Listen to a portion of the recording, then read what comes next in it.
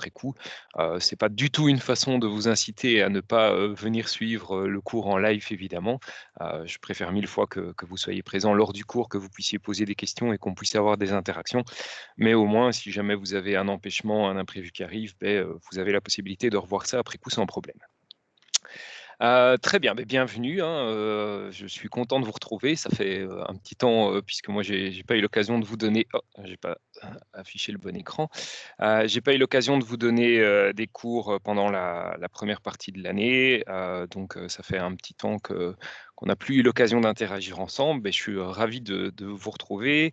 Dans le cadre de ce cours, d'automatisation appliquée qu'on commence, ici, ce matin, et vous allez voir qu'on va aller, très vite, sur ce cours puisque le cours est assez petit en termes, de volume horaire, hein. On n'a que 15 heures à passer là-dessus ensemble, et de façon à pouvoir démarrer les laboratoires assez tôt, parce que là, par contre, on a un paquet de séances de laboratoire, d'automatisation séquentielle. J'ai d'avancer, très vite dans la matière du cours, puisque vous avez réellement besoin de la matière du cours pour pouvoir aller au laboratoire. Donc en gros, dans les 2 semaines qui viennent, on aura terminé, à peu près, ce cours théorique-ci. Il nous restera juste un petit module, mais je vais vous décrire ça tout de suite, ce qui nous permettra de directement nous lancer dans les laboratoires. Alors, bonne nouvelle, de ce côté-là aussi, hein, les laboratoires, on a clairement l'intention de les maintenir, à moins qu'on nous oblige à fermer complètement les cams, mais sinon, ces laboratoires-là seront bien maintenus, et donc, vous aurez l'occasion d'aller, au laboratoire pratiquer ces matières. Je crois que c'est un des plus chouettes labos. C'est pas moi qui le dis, c'est les étudiants. C'est un des plus chouettes labos qui se donne à l'ECAM. C'est très gai, il y a des vrais petits dispositifs, que vous allez pouvoir faire bouger et automatiser. Donc il y a un aspect, très ludique, là derrière, et j'espère que ça vous plaira, bien évidemment. Au niveau de notre mode de fonctionnement, donc je suis obligé de vous donner le cours à distance. Voilà, c'est quelque chose que je regrette, mais c'est comme ça. Vous allez voir que dans le cadre du cours, on va avoir des exercices intégrés. Il y en aura quelques-uns aujourd'hui, mais pas en quantité dingue. Par contre, à partir du cours de mercredi, on va passer, facilement 30 du temps à faire des exercices. Normalement, en auditoire, vous les faites et je passe, entre vous, entre les rangs. Donc ici, évidemment, à distance, ça va être un petit peu plus compliqué. Je compte sur vous pour quand même, essayer de travailler de votre côté, que ce soit sur papier ou bien, si vous le préférez, sur whiteboard, hein. Vous allez voir que moi, je vais faire toute une série de choses, sur whiteboard, et vous faire les développements au fur et à mesure là-dessus. Parce que le whiteboard, vous savez, facilement me le partager, et on peut discuter de ce que vous avez fait si jamais il y a une question qui se présente. Donc on va quand même essayer, malgré le contexte un petit peu particulier, d'augmenter et de faciliter les interactions, le plus possible. Et donc à ce niveau-là, j'ai aucun problème à ce qu'à un moment, vous preniez la parole, hein. Vous pouvez activer votre micro, prendre la parole et poser une question, ou vous utilisez, le chat, de la réunion qui est en cours. Ça me pose aucun souci, et je vais même vous encourager à le faire. Pour moi, personnellement, c'est un petit peu déprimant de parler pendant 3 heures, à mon écran, donc j'ai vraiment, aucun souci à ce que vous m'interrompiez et qu'on puisse avoir des échanges. Donc surtout, ne vous gênez pas.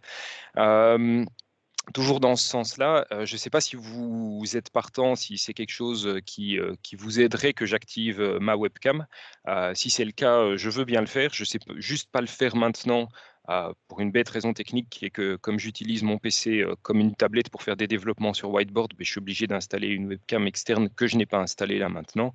Mais si vous dites que ça facilite, votre concentration, le fait, d'avoir un contact, visuel, alors, dites-le moi, et je l'installerai ici pendant la pause de midi, et comme ça, cet après-midi, la webcam, pourra être activée, et dans ce cas-là, je vous encourage aussi, sans obligation aucune, mais à activer, la vôtre. Il y a certains étudiants de 3e qui préféraient que les webcams soient activées, qui disaient que ça facilitait, le fait de s'accrocher au cours. Donc si c'est le cas, signalez-le, et je le fais sans aucun souci, bien entendu.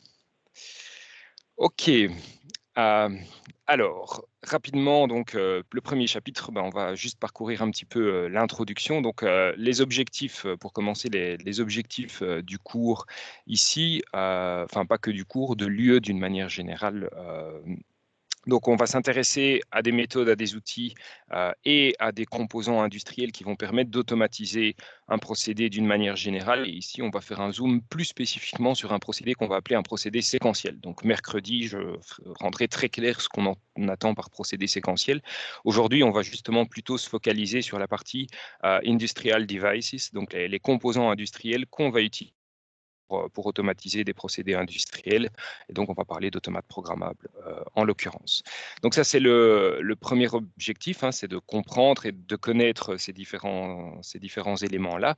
Et alors de pouvoir gérer également un petit peu des aspects de sécurité qui sont liés à un procédé industriel. Et donc ça, ce sera la dernière partie du cours qu'on va avoir ensemble ici, qui ne sera pas donnée par moi en l'occurrence. Je serai bien présent, mais on va avoir un expert industriel qui viendra pendant 3 heures vous donner un séminaire sur tous les aspects sécurité et plus précisément ce qu'on appelle la directive machine, de façon à ce que vous ayez des notions de base. Hein. Clairement, en 3 heures, on ne peut pas faire le tour. C'est vraiment un métier d'expert et de spécialiste et c'est pour ça que je ne le donne pas moi-même et que je préfère faire appel à quelqu'un dont c'est le métier au quotidien. Mais au moins, vous aurez été sensibilisé à ça durant votre parcours à l'ECAM, ce que je trouve quand même assez important parce que c'est vraiment un point critique en industrie. Donc, première chose, c'est de comprendre et connaître ces différents outils. La deuxième chose, c'est de pouvoir, quand on vous présente une certaine application, d'être capable d'analyser les besoins et sur base de cette analyse, d'être capable de choisir la méthode et les composants qui sont appropriés pour automatiser ce procédé ou à nouveau s'occuper des aspects de sécurité du procédé en question.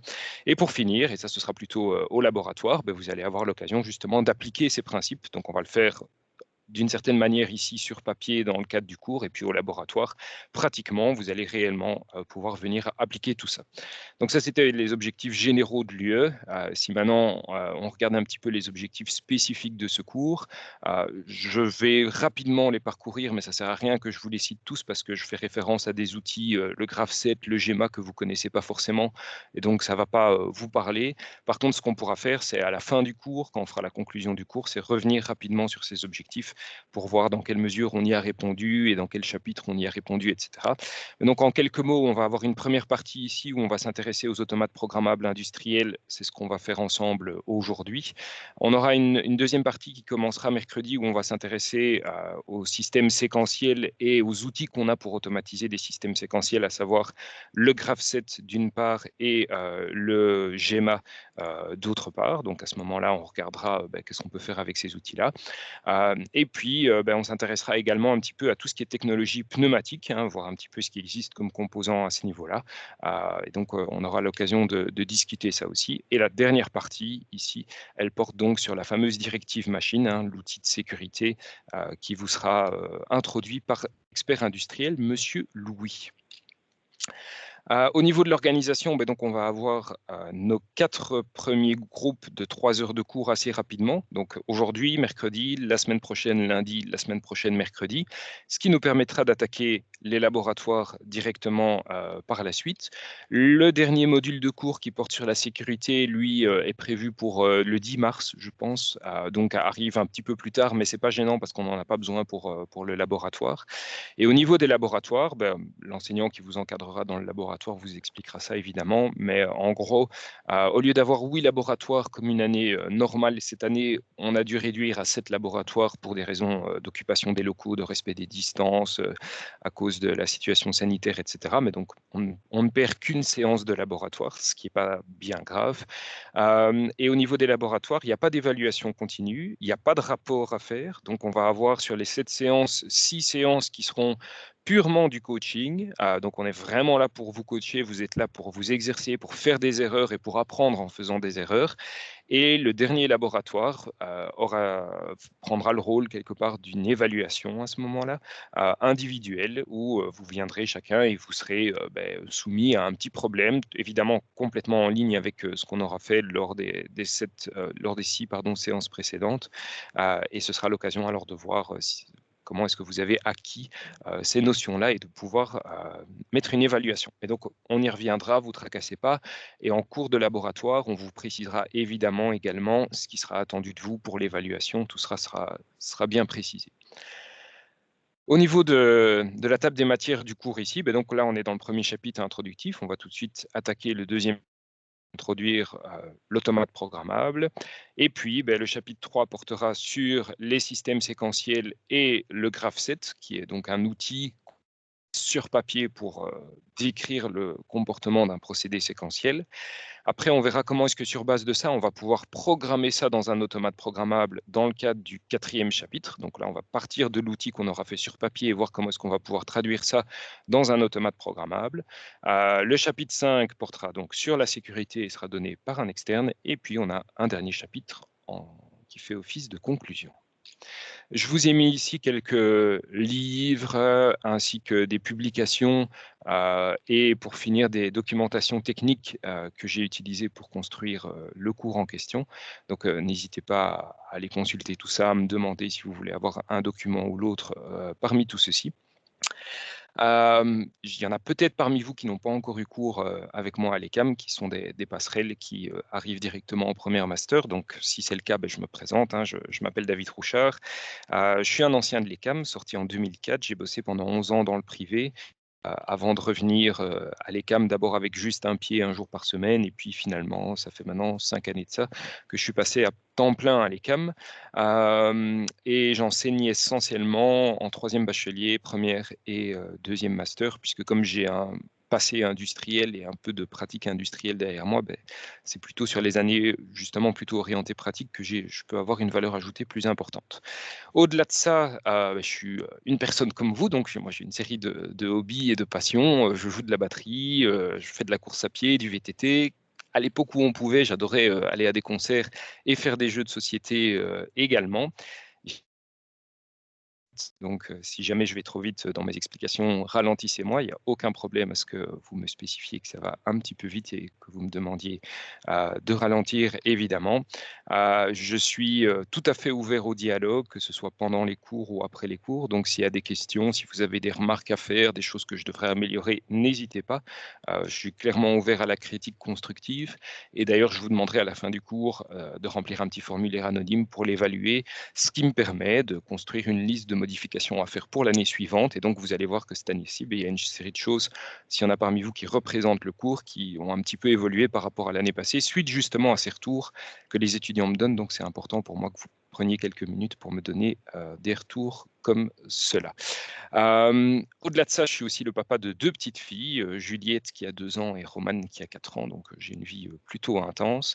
Les slides sont, je devrais retirer la première ligne, sont terminés. Vous le constatez, ils sont en anglais, mais le cours sera donné en français et l'évaluation aura lieu en français aussi. Donc le choix de me faire mes supports de cours en anglais, c'est simplement pour vous immerger un petit peu dans les aspects linguistiques qui, dans la pratique industrielle, sont vraiment importants. Comme je vous le disais, tout retour est le bienvenu. Il y a beaucoup de slides, mais il y a souvent des slides qui, en fait, je prends un slide avec toute une série d'animations et je le découpe en 5 ou 10 slides différents pour que vous puissiez avoir les animations sur papier. Donc, ne prenez pas peur quand vous voyez le nombre de slides. En réalité, effectivement, ils sont moins nombreux que ça. Et je sais bien qu'il y a beaucoup d'informations sur les slides, mais comme il n'y a pas de syllabus en tant que tel, au moins ça vous permet d'avoir malgré tout une information qui soit complète sur le support que je vous délivre. Voilà, je ne sais pas s'il y a déjà des questions ou des remarques là maintenant par rapport à tout ça. Je prends ça pour un non. Pour moi, ça serait clair en tout cas. Très bien. Eh ben, alors on va pouvoir se lancer dans le chapitre suivant. Alors peut-être juste pour avoir une petite idée, parmi vous, qui a déjà eu l'occasion de travailler avec des automates programmables? Donc on va là maintenant introduire la notion d'automate programmable, mais ça m'intéresse de savoir parmi vous tous combien vous êtes à déjà avoir eu l'occasion de travailler avec des automates programmables industriels.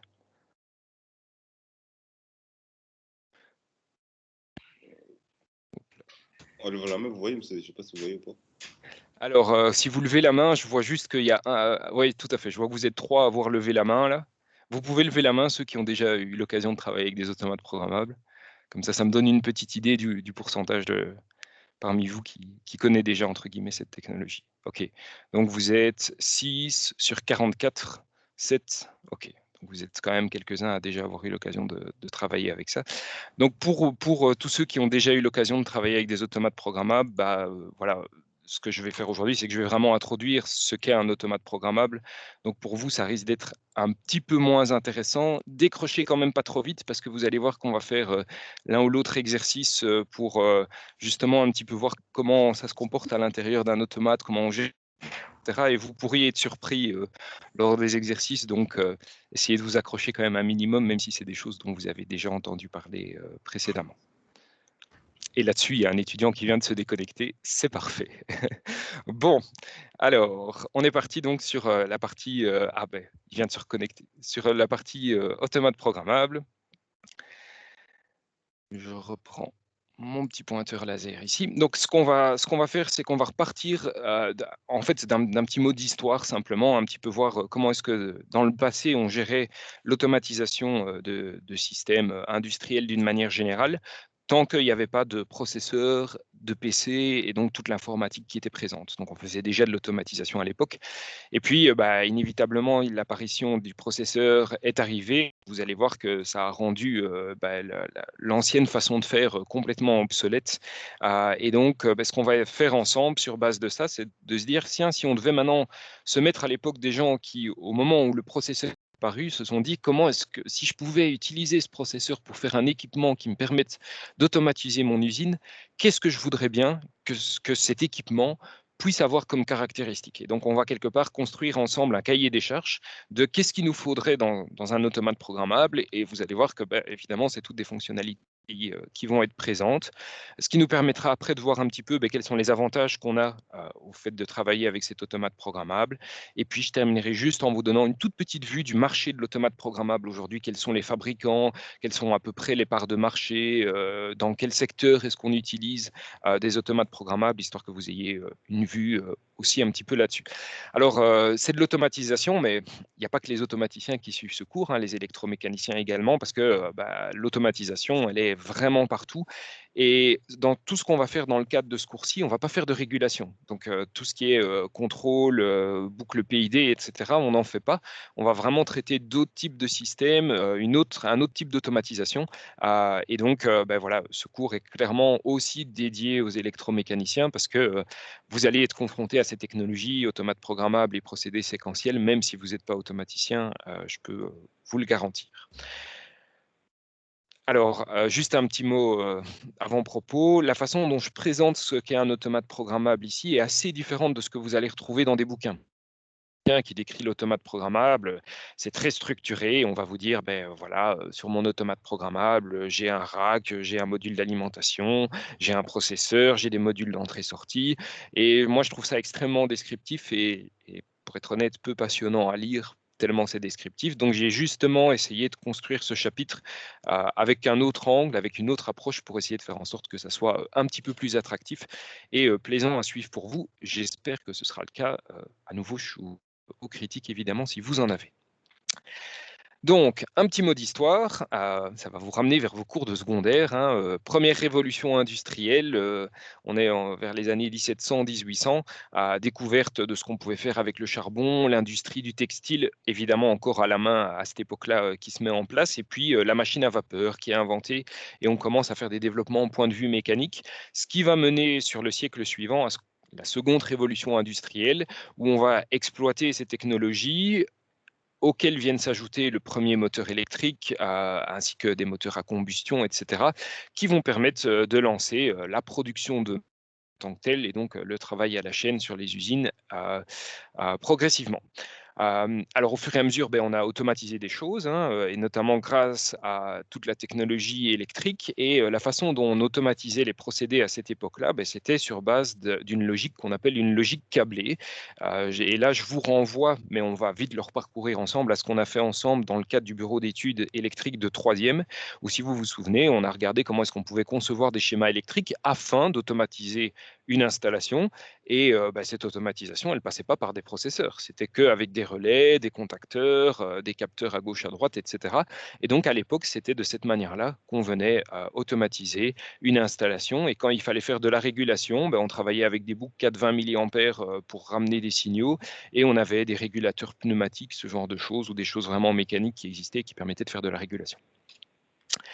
Donc, cette logique câblée, rappelez-vous ce qu'on a vu dans le cadre du bureau d'études, hein. L'idée, afin d'automatiser le système, c'était de décider à quel moment est-ce que je veux que mon moteur tourne ou que mon électrovanne s'ouvre.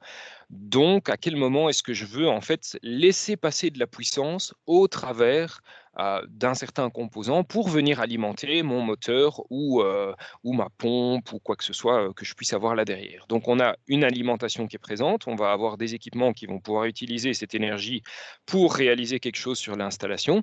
Et pour automatiser le système, on va décider à certains moments que le moteur doit tourner, à d'autres moments il ne doit pas tourner, etc. Donc, on doit s'intéresser à savoir quand est-ce qu'on va vouloir qu'il tourne ou pas.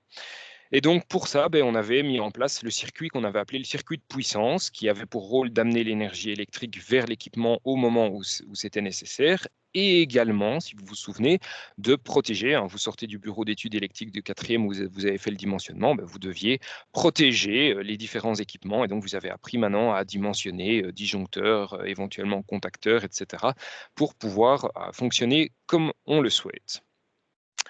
Alors la question qui se pose, c'est donc quand est-ce que je vais devoir faire en sorte que mon moteur tourne, que ma vanne soit ouverte, etc. Et donc pour pouvoir faire ça, il fallait avoir une certaine forme d'intelligence. Et ça, on l'a réalisé à l'aide de ce qu'on avait appelé le circuit de contrôle cette fois-ci, hein, ou le circuit de commande. L'idée, c'était de venir récupérer des informations qui venaient des équipements de protection électrique, de récupérer des informations via les différents capteurs qu'on allait avoir sur notre procédé. Éventuellement, on pouvait venir mettre des petits relais qui faisaient du monitoring d'une série de grandeurs en plus. Et on avait également un dialogue avec l'opérateur au travers de boutons poussoirs, de lampes, etc. Et sur base de la combinaison de tous ces signaux, on allait pouvoir construire notre logique, notre intelligence et décider à quel moment est-ce qu'on souhaitait amener du courant électrique vers le moteur ou pas. Donc le circuit de commande ou le circuit de contrôle avait comme responsabilité d'automatiser, de rendre intelligente quelque part l'installation et de décider à quel moment est-ce qu'on laissait passer la puissance vers nos fameux équipements.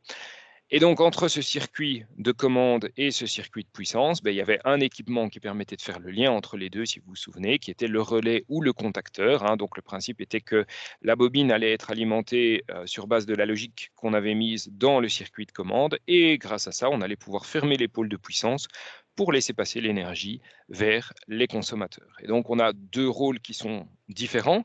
On va avoir des équipements ici et dans la pratique industrielle, on va parler de la partie opérative qui vont être les équipements qui vont distribuer, transmettre ou convertir l'énergie qui est mise à disposition. C'est eux qui vont réellement permettre de réaliser une opération sur l'installation de production qu'on va avoir. Et puis, on va avoir une partie de commande, hein, donc la partie opérative, c'est un petit peu les muscles, hein, c'est la force brute, c'est la partie commande, ça va être la partie intelligence, la partie où il y a la réflexion, qui, elle, s'occupe de la coordination des actions de la partie opérative. Et donc, voilà, dans la pratique industrielle, on parle souvent de partie commande, partie opérative, c'est les deux termes que je voulais vous introduire ici. Alors rappelez-vous, hein, je vais aller rapidement sur les slides qui sont là, puisque c'est des choses que vous aviez déjà vues en troisième, mais si ça va trop vite, arrêtez-moi. Rappelez-vous ce qu'on avait fait en troisième, on avait dit, OK, quand on voulait automatiser un procédé sur base de logique câblée, la démarche, c'était premièrement de venir voir qu'est-ce qu'il nous fallait comme circuit, combien de circuits, quelle tension, quelle puissance, qu'est-ce qu'on prévoyait comme protection. Puis après, on regardait tous les capteurs qu'on avait à disposition et on venait au travers d'un circuit d'instrumentation récupérer l'information des capteurs, pouvoir adapter au passage les niveaux de tension, multiplier le nombre de fois à l'aide des relais qu'on venait mettre ici, multiplier le nombre de fois que l'information allait être disponible pour notre logique câblée derrière. On devait également faire le design des circuits de puissance, où là, on devait penser à la protection des moteurs, entre autres, et également à leur commande en venant placer des contacteurs appropriés dans le circuit de puissance. Il fallait penser au dialogue qu'on a avec l'opérateur. Donc ça, on le faisait à l'aide d'un circuit de signalisation pour pouvoir venir lui ramener des informations et que lui puisse venir visualiser ça. Et on avait également toute une série de boutons poussoirs et de switches qui pouvaient être mis en œuvre pour que l'opérateur puisse venir, quant à lui, donner des consignes. Pour certaines installations, on allait rajouter des relais de sécurité en plus si jamais l'installation était dangereuse pour être certain qu'en cas de problème quelqu'un tape sur un arrêt d'urgence, on arrête bien l'installation et on la met dans un mode de repli qui était sécurisé. Donc ça, c'est typiquement un sujet dont on reparlera à l'aide de l'expert industriel qui viendra vous faire un séminaire là-dessus. Le circuit de signalisation, j'en ai déjà parlé, ça va être les lampes pour que l'opérateur puisse voir dans quel état l'installation est. Et puis pour finir, ben, on avait vraiment la partie intelligente qui était le circuit de commande ou le circuit de contrôle, où là on allait venir combiner les signaux qui venaient de nos capteurs, des boutons poussoirs sur lesquels l'opérateur allait pouvoir ben, pousser pour interagir avec nous, des informations qu'on récupérait des équipements de protection, etc. Et sur base de ça, eh ben, on venait construire toute la logique pour faire en sorte que l'installation se comporte comme on l'espérait. Et si vous vous souvenez, ben, c'était quand même pas mal de travail, hein, ça prenait un certain temps de venir faire tout ça. Et en réalité, on était loin d'avoir fini, hein. Vous avez revu ça un petit peu dans le cadre du bureau d'études de quatrième, je crois aussi, mais il y a des choses qu'on avait vues en troisième, puisque une fois qu'on avait fait tout ça, ben, il fallait encore venir dessiner tout ça sur des plans. À ce moment-là, il fallait donner un nom d'équipement à chaque équipement, nommer ses pôles, nommer ses contacts, repérer les câbles, repérer les borniers, construire des listes à bornes et à câbles, choisir les composants et les dimensionner d'abord, hein, évidemment, et puis aller les choisir dans des catalogues de fabricants industriels. Et puis, ben, il faut faire un plan d'implantation dans votre armoire électrique. Je vais mettre où dans l'armoire électrique, où est-ce que je vais mettre des goulottes pour pouvoir passer mes câbles, construire ce qu'on appelle une BOM, donc une Build of Material, une liste avec tous les composants qui sont dans l'armoire. Comme ça, en cas de problème, en cas de panne sur un composant, on a une liste et on sait facilement retrouver les références nécessaires pour pouvoir remplacer un équipement défectueux. Et puis, ben, il faut encore tout câbler et valider le câblage, mettre sous tension pour enfin avoir notre système qui soit opérationnel. Donc en réalité, c'est vraiment un travail hyper conséquent. Et là, on pourrait se dire, j'espère que c'est enfin fini. Et c'est le cas, on a fini. Sauf que quand vous êtes dans un vrai contexte industriel, bah, aujourd'hui, et particulièrement dans nos pays d'Ouest, hein, d'Europe de l'Ouest, bah, vous savez que la main-d'œuvre, elle est chère par rapport à tous les pays qu'on peut avoir en Asie, etc.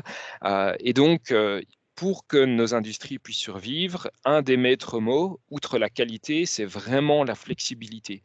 Il faut avoir la possibilité d'adapter facilement l'outil de production, d'adapter le produit et d'essayer d'être agile au niveau de ce qu'on propose en termes de production. Donc, vous pouvez être à peu près certain, si vous travaillez sur un projet comme ça, qu'en déant les 6 mois ou l'année qui va venir, il y a votre boss qui va débarquer dans votre bureau et qui va vous dire il faudrait adapter la ligne de production. Et donc, il faudrait que tu revoies tous tes plans électriques, etc. Et le problème, c'est que si on veut faire ça, il faut réouvrir tous les plans et souvenez-vous, il va falloir changer les si jamais on les déplace, il va falloir mettre à jour tous ces plans, ces listes de composants, les noms des équipements, voir comment est-ce qu'on va pouvoir, dans le coffret, bouger les équipements pour pouvoir les placer ailleurs, reconstruire notre liste de matériel, recabler, etc. Donc on se retrouve globalement avec un système d'automatisation qui n'est vraiment, vraiment pas flexible. Et ça, c'est le maître mot. La logique câblée, ça a fonctionné pendant des années, mais il y avait un vrai problème au niveau de la flexibilité qui était donnée par cette façon de faire. Et lorsque, enfin, dans les années 70, début des années 70, fin des années 60, est apparu le premier microprocesseur, il n'a pas fallu longtemps pour que certains petits malins se disent oh purée, plutôt que de m'amuser à câbler et à faire toute cette paperasse pour automatiser mon installation, je pourrais peut-être essayer d'utiliser ce microprocesseur pour venir mettre toute la partie logique, toute la partie intelligence dedans. Comme ça, je pourrais programmer ça et si jamais je veux faire une modification, je ne dois pas changer mon câblage. Il suffira que je vienne changer ce que je suis venu programmer. Et donc, on est à ce moment-là passé d'une logique câblée à une logique qui était placée dans un automate programmable. Alors, le premier automate programmable, vous voyez là un petit peu la taille, hein, c'était la taille d'un être humain, ça prenait énormément de place. Et aujourd'hui, on se retrouve évidemment avec des équipements qui sont beaucoup plus compacts et beaucoup plus petits. Je vous en montrerai un tout à l'heure, j'activerai la caméra le temps de vous en montrer un. Et donc voilà, on a naturellement, pour pouvoir offrir plus de flexibilité, eu cette migration de notre logique qui était câblée vers une logique qui était programmée. Donc on va maintenant se baser sur un système de contrôle qui est plus câblé, mais qui est cette fois-ci basé sur un microprocesseur et donc sur quelque part de la programmation. Et donc, si on reprend un petit peu les tâches qu'on a listées juste avant, les différentes tâches qu'on avait listées, c'était d'amener la puissance vers les circuits consommateurs et de protéger les circuits et les équipements consommateurs, de récupérer les informations qui venaient des capteurs, de pouvoir s'assurer que on pouvait enclencher ou déclencher la puissance quand c'était nécessaire, de pouvoir recevoir les commandes que l'opérateur allait pouvoir nous envoyer via les boutons poussoirs, de s'assurer au niveau de la sécurité que si on urgence, on venait arrêter l'installation. On avait toute la partie logique ici, et puis le fait de donner un feedback à l'opérateur au travers des différentes lampes qui étaient présentes. On peut à chaque fois se poser la question de savoir, tiens, est-ce que c'est plutôt une action pour la partie opérative, hein, est-ce qu'on a plutôt besoin de muscles pour réaliser ça, ou est-ce que c'est plutôt une action qui est de la réflexion, de l'intelligence qu'on va avoir là derrière, et puis se dire, est-ce que c'est OK pour un système de contrôle qui serait basé sur un microprocesseur, et la dernière colonne ici, est-ce que classiquement on fait ça avec un automate programmable ou pas. Donc on va venir compléter ce petit tableau. Si mon PC veut bien, voilà. Donc, la partie puissance, inévitablement, est justement pour la partie puissance, Monsieur Musk, donc c'est la partie opérative, sans grande surprise. Toute la partie logique, toute la partie interaction avec l'opérateur, que ce soit récupérer les ordres de l'opérateur ou lui donner un retour, va plutôt être une partie dite intelligente. Et parfois, on peut se retrouver avec une partie qui est à moitié puissance, à moitié intelligente, comme typiquement le fait d'aller récupérer des signaux sur le procédé. Alors, est-ce qu'on va pouvoir faire maintenant tout ça à l'aide d'un système basé sur un processeur? Typiquement, pour la partie puissance, non. Vous avez eu un cours d'électronique numérique, hein, on vous a montré ce qu'il y avait dans un processeur, vous avez appris à programmer un processeur, je crois que vous avez eu des laboratoires, hein, arrêtez-moi si je dis des bêtises, où vous avez eu l'occasion de programmer des processeurs, vous avez bien vu qu'on est avec des toutes petites alimentations et qu'on est sur des ampérages tout petits, on n'est pas fait pour faire passer des ampères, des dizaines, des centaines d'ampères dans un... Donc toute la partie puissance, que ce soit la distribution, la protection ou la partie contacteur ici, a priori, on ne va pas vraiment gérer ça avec un système basé sur un processeur. Par contre, tout le restant pourrait sans problème être géré par un système qui est basé sur un processeur. Et donc, qu'est-ce qu'on fait classiquement dans un automate programmable? Si vous regardez un petit peu ici, le but principal de l'automate programmable, c'est la partie logique, la partie contrôle ici du circuit qu'on va avoir. Cependant, on va quand même avoir la possibilité évidemment de récupérer des informations qui viennent des capteurs via ce qu'on va appeler des entrées de l'automate programmable, hein. Donc on va avoir des entrées logiques, donc digitales, tout ou rien, ou bien des entrées analogiques, et on va avec ça pouvoir récupérer des informations concernant l'état de l'installation sur laquelle on va vouloir travailler. Et puis, il faudra bien venir interagir d'une certaine manière avec nos équipements ici de switching, hein, donc les équipements qui vont permettre de venir fermer le circuit de puissance ou pas. Et ça, on le fait de ce qu'on va appeler des sorties qui seront placées sur l'automate programmable à ce moment-là. Au niveau du dialogue avec l'opérateur, autant historiquement on travaillait beaucoup avec des boutons poussoirs et des lampes, autant aujourd'hui on a plutôt tendance à travailler avec des écrans qui sont même souvent des écrans tactiles, sur lesquels on va pouvoir représenter des boutons, des lampes, un synoptique de l'installation pour décrire dans quel état elle est, quelles sont les valeurs, etc. On va pouvoir animer tout ça, etc. Et donc on travaille alors avec ce qu'on appelle des HMI. HMI, c'est l'abréviation de Human Machine Interface, donc une interface homme-machine qui se programme également, hein, qui va permettre donc de se connecter à l'automate programmable et qui sera la façon pour l'opérateur d'interagir avec, ou bien avec ce qu'on appelle un SCADA. Et un SCADA, c'est un logiciel de supervision qui est en gros comme un HMI, mais tourne sur un PC et va avoir des possibilités d'aller historiser des données dans des bases de données, etc. Donc c'est comme un HMI, mais en plus gros et en plus évolué, pour expliquer ça simplement. Ça va jusque-là? Pas de questions? Non, c'est clair. Ok, très bien. Donc, le principe de notre processeur, de notre automate ici, ça va être donc de remplacer toute cette partie logique. C'est l'objectif principal. Donc, on va essayer de remplacer le câblage, la logique câblée qui donc était vraiment pas très flexible, par une programmation qui, elle, va être nettement plus flexible. Alors, si vous vous rappelez, quand on travaillait sur le circuit de commande d'un moteur en logique câblée, ben, on avait deux branches qui apparaissaient. On avait une branche qui était la branche manuelle, dans laquelle on allait pouvoir interagir avec l'opérateur via les boutons poussoirs Start-Stop.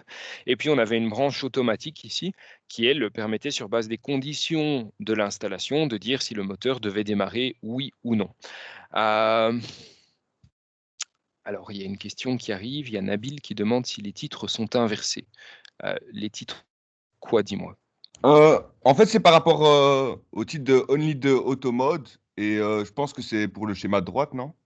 Non, tu vas voir, je vais Non. l'expliquer tout de suite. Je vais Ah, ok. l'expliquer tout de suite. Ah, ça va. Donc, si on part sur, ce qu'on a ici à gauche, ben là, l'idée, ce serait de dire que l'automate n'intervient que dans le mode automatique, dans le sens où la branche qui est ici, la branche de gauche, elle reste avec les boutons Start-Stop. Donc, on garde des boutons Start-Stop pour que l'opérateur puisse, en mode manuel, piloter l'équipement qui est démarré à l'aide du contacteur KM qui est ici. Par contre, ben, on vient ici mettre l'automate programmable qui, lui, va définir sur base de tous les capteurs, etc., à quel moment est-ce qu'il va vouloir faire en sorte que la bobine soit alimentée et que le moteur qui est derrière puisse démarrer. Donc, dans ce cas-ci, l'automate programmable n'intervient que dans la branche automatique. Ce qu'on pourrait faire, c'est se dire, ben, moi, je ne veux pas ça. Les boutons poussoirs, on a dit, c'est un petit peu du passé, hein, même ça se vend encore énormément, mais il y a peut-être d'autres moyens pour l'opérateur d'interagir avec le procédé aujourd'hui. Et donc, ça serait peut-être intéressant que je puisse aussi gérer mon mode manuel au travers de l'automate programmable. C'est-à-dire que via la chimie, j'ai un mode manuel et là, j'ai des boutons sur mon écran tactile, des boutons Start-Stop qui vont me permettre de donner des ordres de marche ou d'arrêt à mon installation. Et donc, quand je suis dans le mode manuel, ben, ça passe aussi par l'automate programmable, le fait qu'on vienne alimenter ou pas la bobine ici, mais le gère non plus à travers les boutons poussoirs, mais via mon écran tactile. Donc ça, c'est l'option qui est ici, qui serait de dire qu'on met les modes manu et auto dans l'automate programmable. Alors, chacune de ces stratégies a des avantages. Le mode automatique ici a pour lui que si jamais mon automate programmable est à un moment défectueux, ben, je sais toujours piloter mon installation en mode manuel à l'aide des boutons poussoirs. Par contre, bah oui, je vais avoir un pupitre plein de boutons poussoirs si mon installation est conséquente. Donc de ce point de vue-là, évidemment, c'est moins compact et moins pratique. Je n'aurai pas ce problème-là si je travaille avec l'option qui est ici à droite, c'est-à-dire que je vais pouvoir simplement, à l'aide de mon écran tactile, naviguer, avoir une page pour chacun des équipements en mode manuel et pouvoir les piloter, donner les ordres de marche et d'arrêt très facilement. Par contre, si jamais mon automate programmable devient défectueux à un moment donné, j'ai plus aucun contrôle sur mon installation, même en mode manuel, ce qui n'est pas forcément acceptable en fonction de la criticité de l'installation industrielle sur laquelle on est en train de travailler. Et donc, ce qu'il faudrait faire, c'est peut-être essayer de combiner les deux options, et c'est comme ça qu'on travaille en général dans la pratique industrielle, c'est-à-dire qu'on ne va plus parler de mode auto et manu, même s'ils existent toujours, on va parler de mode local ou Wimo. Donc, si jamais on est en mode local, eh ben on va alors à ce moment-là pouvoir travailler avec des boutons Start-Stop qui sont souvent placés à côté du moteur concerné. Donc, ça va permettre vraiment localement sur l'équipement de forcer sa marche, son arrêt pour des phases de test, pour des phases de maintenance, etc., sans aucun problème. Et donc, ça permettra, si jamais l'automate programmable est défectueux, de tout de même pouvoir en mode local garder le contrôle sur l'équipement. Par contre, si on se met en mode remote, à distance, tout passe par l'automate programmable et là, on aura deux sous-modes différents. Notre mode manuel qui permettra à l'opérateur de donner les commandes depuis la salle de contrôle à l'aide de son interface homme-machine sur chacun des équipements, ou bien le mode automatique, où cette fois-ci, c'est en fonction de l'état des différents capteurs et de ce qui est demandé à l'installation que l'automate va décider ou pas de venir alimenter la bobine de mon contacteur qui est représenté ici. Et donc l'avantage de ça, c'est que même si mon automate programmable est défectueux, je pourrai toujours en mode local forcer le fonctionnement de mes équipements. Donc c'est pour ça qu'on va plutôt travailler de cette manière-là dans la pratique industrielle.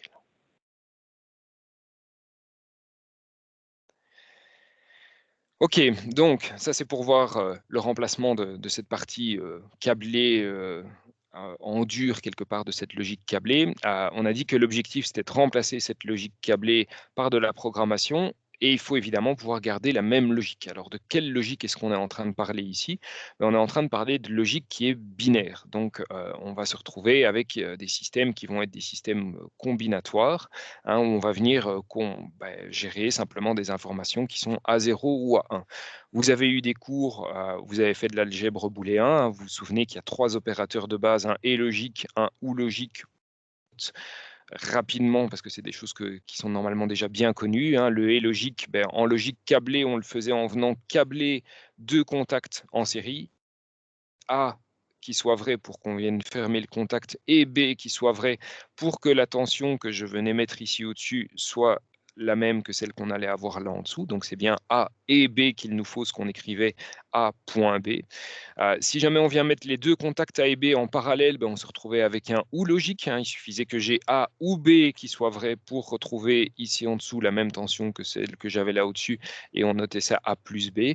Et le not, c'était l'équivalent de notre contact normalement fermé. Si je n'ai pas A, j'ai bien la même tension ici que celle que je suis venu mettre là au-dessus. Si jamais A est vrai, on venait ouvrir ce contact normalement fermé et on n'avait plus la même tension à ce moment-là. Et donc, toute fonction logique, toute fonction booléenne peut être réalisée à l'aide de ces 3 opérateurs et on la décrit alors à l'aide de ce qu'on appelle une équation booléenne. On avait moyen, vous avez vu tout ça à nouveau dans des cours, je ne sais pas en quelle année exactement pour être honnête, mais vous avez vu qu'on pouvait combiner une porte et une porte NOT pour obtenir une porte et niée, une porte OU niée, un OR XOR qui est une porte OU mais exclusive. Je ne veux avoir que A ou B pour retrouver ici la même tension que ce que j'avais là au-dessus.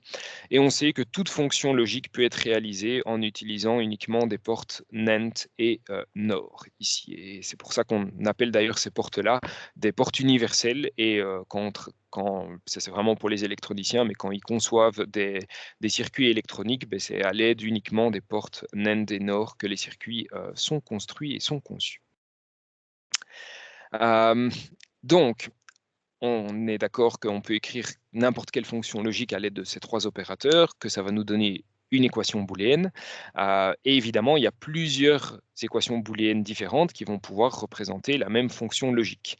Alors, il existe plusieurs outils pour pouvoir gérer ça. On peut utiliser les techniques de l'algèbre booléen et toutes les lois associées pour venir simplifier l'équation booléenne. Ou bien un autre outil que vous avez vu, c'est qu'on peut venir un système combinatoire logique comme ça, écrire une table de vérité. Et puis en utilisant tout ce que Carnot nous a proposé avec comment est-ce qu'on appelait ça en français, les cartes de Carnot peut-être, on va pouvoir à ce moment-là simplifier l'équation booléenne pour arriver à son expression la plus simple en partant de la table de vérité. On fera ça au cours de mercredi, hein, on aura l'occasion de faire ça sur un petit système, donc on reviendra très rapidement là-dessus, mais à nouveau, je crois que c'est des choses que vous avez vues avec Madame Flemal et qui sont normalement relativement fraîches dans votre esprit.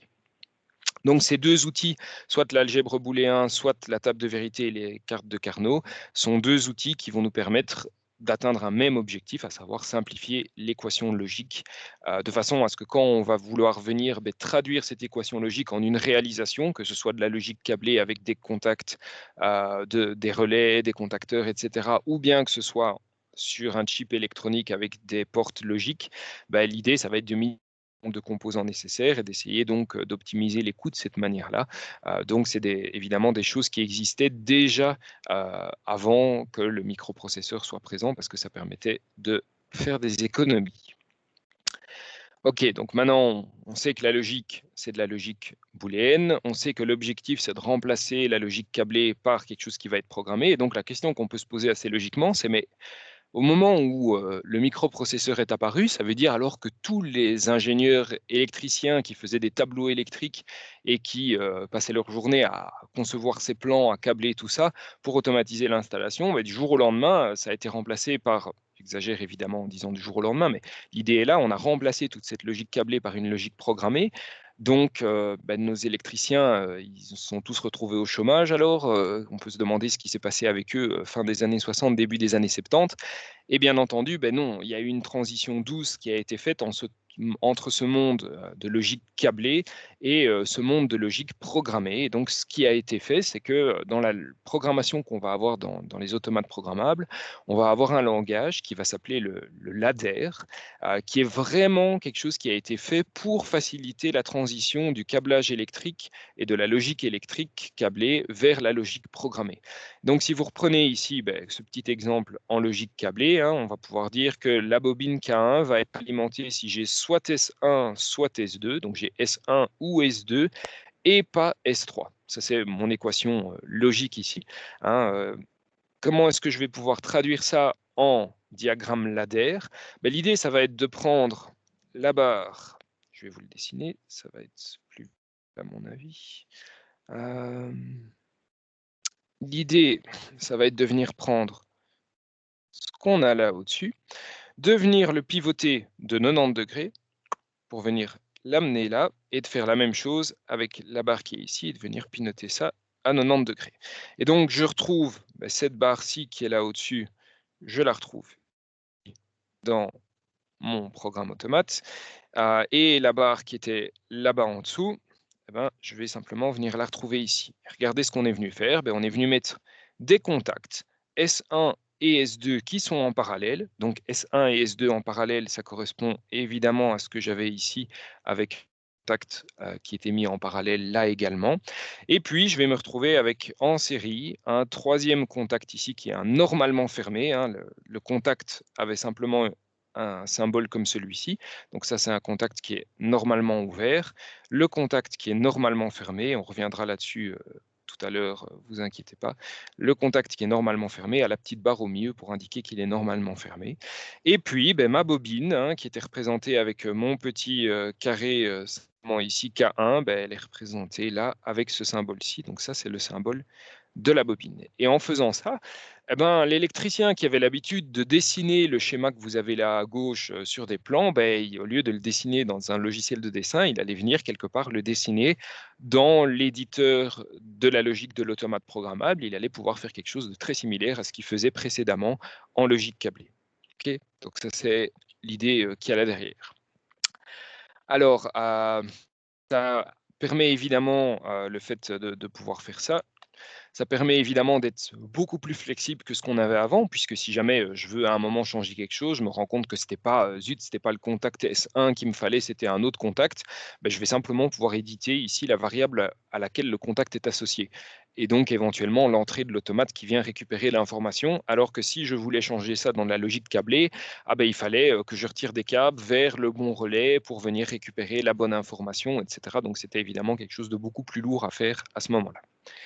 Donc, pour pouvoir faire tourner la logique en question, qui est ici, on va venir faire tourner ça dans ce qu'on va appeler un automate programmable industriel. L'abréviation en anglais, c'est PLC, c'est l'abréviation de Programmable Logic Controller. Et donc, ce que je vous expliquais, on va essayer de faire maintenant, c'est de voir ensemble s'il fallait définir un cahier des charges pour cet automate programmable qui doit faire tourner toute cette logique que précédemment on câblait, on viendrait mettre dans ce cahier des charges exactement. Alors, pour pouvoir répondre à la question qui vient d'être posée, il faut se rappeler que l'idée de base, c'était quoi? Ça va être la logique qu'on va avoir ici. Donc, on doit pouvoir récupérer des informations qui vont venir des capteurs, éventuellement des boutons poussoirs. On doit pouvoir éventuellement des équipements de protection aussi, et on doit pouvoir venir donner des commandes vers nos équipements de vers les différents contacteurs ou les électrovannes qu'on va avoir pour pouvoir laisser passer la puissance vers les moteurs et les différents consommateurs. Donc, il va falloir être capable de récupérer des informations qui viennent des capteurs et il va falloir pouvoir interfacer les équipements de puissance. Donc ça, on va le faire à l'aide de ce qu'on va appeler respectivement des entrées pour notre automate programmable. Tous les signaux qui vont rentrer dans l'automate programmable vont rentrer au travers de ce qu'on appelle les entrées de l'automate programmable, qui est donc la façon dont il s'interface avec le monde extérieur pour récupérer des informations. Et on va également avoir ce qu'on va appeler des sorties de l'automate programmable, qui vont permettre à ce moment-là de venir connecter les équipements de puissance pour qu'on puisse venir décider qu'on va enclencher le contacteur pour démarrer tel moteur, etc.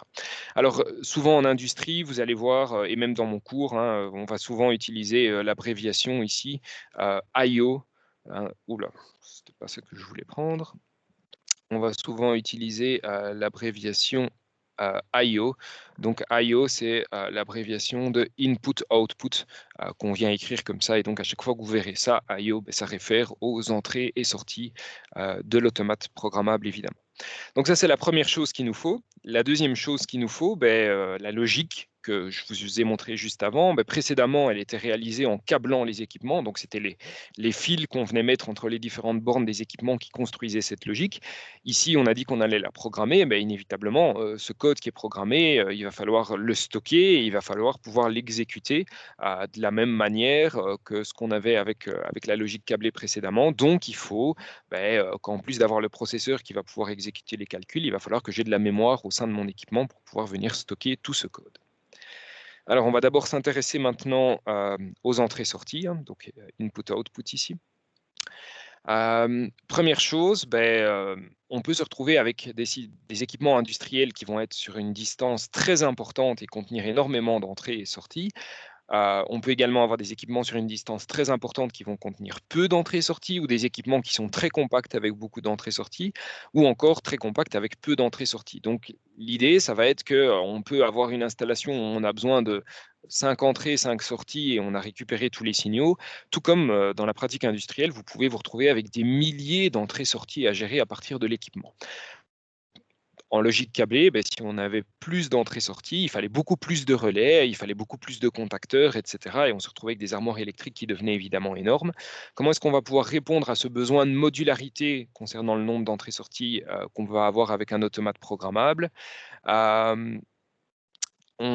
Ici, c'est en venant simplement rajouter. Donc, on se retrouve avec un autre. Enfin, il y a plusieurs. Excusez-moi. Il y a plusieurs façons de faire. Soit on se retrouve avec un automate programmable qui, par défaut, va avoir plusieurs modules d'entrée-sortie qui sont embarqués directement ici, et on va pouvoir venir en rajouter certains là derrière si jamais c'est nécessaire. Donc, on va pouvoir rajouter des cartes d'entrée-sortie à notre guise, avec évidemment une certaine limite, mais pour pouvoir rajouter des signaux si c'est nécessaire. Ça, c'est une façon de faire. C'est des automates plutôt compacts qui permettent de venir rajouter des cartes comme ça. Ou bien on se retrouve avec des racks complets à plusieurs tailles sur lesquels on va pouvoir venir plugger différents modules, une alimentation, le processeur et puis des cartes d'entrée-sortie. Et soit rester avec un seul rack, soit de pouvoir commencer à chaîner plusieurs racks les uns avec les autres, avec des limites évidemment au niveau des longueurs de câble, mais pour pouvoir gérer cette modularité au niveau du nombre de signaux qu'on va avoir. Concernant maintenant la taille des installations, c'est ce que je vous disais, on peut s'intéresser et devoir gérer une installation, typiquement ici, on est sur une installation pétrochimique, un site Total ou autre, ça fait des kilomètres et des kilomètres carrés, et donc on se retrouve avec quelque chose qui est très diffus et où il va falloir aller récupérer des signaux d'entrée-sortie un petit peu partout, ou bien on peut se retrouver avec une machine où là, ça va être nettement plus compact. Et donc, ce qu'on propose sur les automates programmables aujourd'hui, c'est pour tout ce qui est compact, où la distance n'est pas trop importante, on va travailler avec des entrées-sorties qui sont sur l'automate programmable, voire éventuellement avec des racks, 1 ou 2 racks déportés, plic-ploc sur la machine. Par contre, quand on se retrouve avec arrêter de travailler de la sorte et on va utiliser des systèmes communicants, donc des interfaces communicantes de notre automate programmable. On va utiliser des réseaux Ethernet ou d'autres technologies pour aller récupérer les signaux d'entrée-sortie en passant par des interfaces communicantes. On parlera de ça mercredi, quand on commencera le cours de communication en milieu industriel. On aura justement on va faire un focus dans le cadre de ce cours-là sur toutes les technologies communicantes. Donc, je ne vais pas éterniser là-dessus là maintenant, sachant que mercredi, je vais revenir là-dessus et réexpliquer ça plus en détail. Alors, ces entrées-sorties, elles sont protégées puisqu'on va aller récupérer des signaux qui sont placés un petit peu partout sur l'installation. Quand on travaillait en logique câblée, si vous vous souvenez, le fait de venir mettre un relais ici dans le circuit d'instrumentation, ça permettait au cas où il y avait une surtension qui était amenée par le contact ici, ça permettait de venir protéger tout ce qu'il y avait sur le restant de l'installation. Ici, dans l'automate programmable, on va se retrouver avec des entrées qui sont isolées et donc souvent, on va travailler simplement avec des optocoupleurs, hein. Donc le principe, c'est qu'on va récupérer le signal.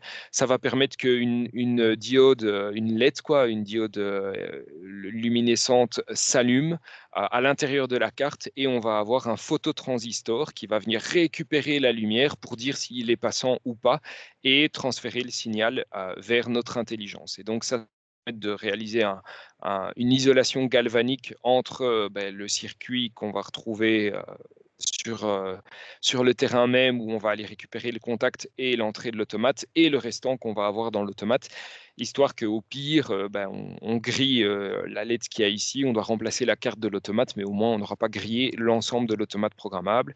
Et vous voyez au-delà de ça que on vous annonce dans la fiche technique pour des entrées, ici on se retrouve pour des entrées logiques, hein, donc des entrées digitales, vous voyez là, on se retrouve avec une série de caractéristiques, dont ici en dessous la tension qu'on va pouvoir supporter, et ici la résistance d'isolement qu'on va avoir, qui est également présente. Vous voyez que les entrées sont protégées, on est sur du matériel industriel qui doit être fiable et robuste, donc les entrées sont également protégées contre une polarité inversée, hein, c'est du 24 volts, mais si vous inversez la polarité et que vous vous trompez en câblant, ça ne va pas griller la carte.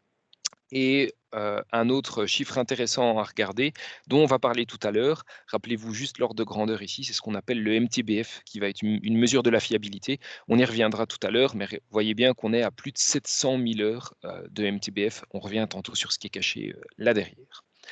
Alors, toujours au niveau de ces entrées et sorties, on peut se retrouver avec des signaux qui vont être des signaux DC basse tension, hein, 24 volts par exemple, qui est classiquement utilisé dans l'industrie, jusqu'à des tensions assez, avec des niveaux de tension qui sont éventuellement plus élevés. Quand on travaillait avec de la logique câblée, on venait choisir les bobines appropriées. Est-ce que l'alimentation de ma bobine devait se faire en 24 volts, en 110 volts AC, en 24 volts AC, en 220 volts AC, etc.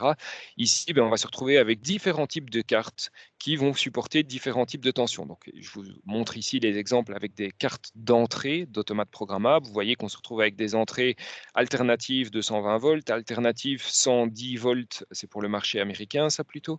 Des entrées DC 24 volts, DC 48 volts, DC ou AC 24 volts, AC 40 volts, etc., etc.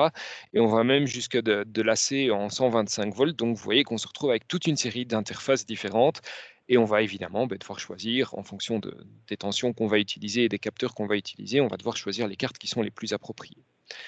Une autre chose qui est demandée à propos de ces entrées-sorties, c'est de pouvoir des signaux qui vont être très courts. Donc, si jamais j'ai une entrée qui vient pendant un temps très court, je souhaite quand même pouvoir la détecter. Ça va par exemple être le cas si vous avez une bande transporteuse sur laquelle vous avez des produits qui passent et qu'on doit compter le nombre de produits qui passent.